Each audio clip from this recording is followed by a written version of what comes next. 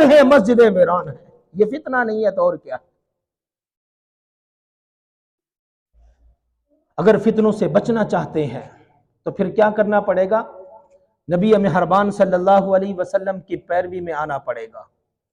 आप सल्लल्लाहु अलैहि वसल्लम ने फरमाया कि जिसने आप सल्लल्लाहु अलैहि वसल्लम की नाफरमानी की, दरअसल उसने अल्लाह की नाफरमानी की, और जिसने अल्लाह की नाफरमानी की, अल्लाह उसको कहां दाखिल करेगा? फिर जहन्नम में। जन्नत से तो फिर दूर हो जाएगा। तो क्या फरमाया कि फलयहज़रिल्लज़ीना युखालिफूना अन अम्रिही अन तुसीबहुम फितनतुन औ युसीबहुम अज़ाबुन अलीम।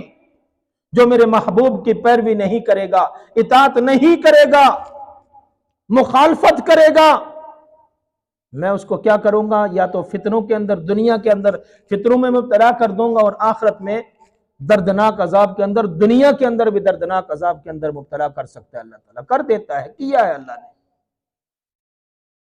जितना बड़ा ताकतवर हो, जितना बड़ा माल वाला हो, दौलत वाला हो, ओहदे वाला हो, मनसब वाला हो, अगर वो अल्लाह के नबी का नाफरमान है तो फिर अल्लाह उसको दुनिया के अंदर भी दर्दनाक अजाब के अंदर मुब्तला कर देता है, और आखिरत में भी करेगा। नमरूद को देख ले, कितना ताकतवर था, मालो दौलत वाला था, ओहदे और मनसब वाला था, लेकिन वक्त के नबी का नाफरमान था।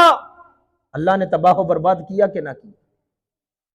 फिरौन कितना बड़ा ताकतवर था, अपने आप को रब्बे आला कहता था, बड़ा माल था, बड़ी दौलत थी, बड़ी ताकत थी, लेकिन अल्लाह वक्त के नबी का नाफरमान था।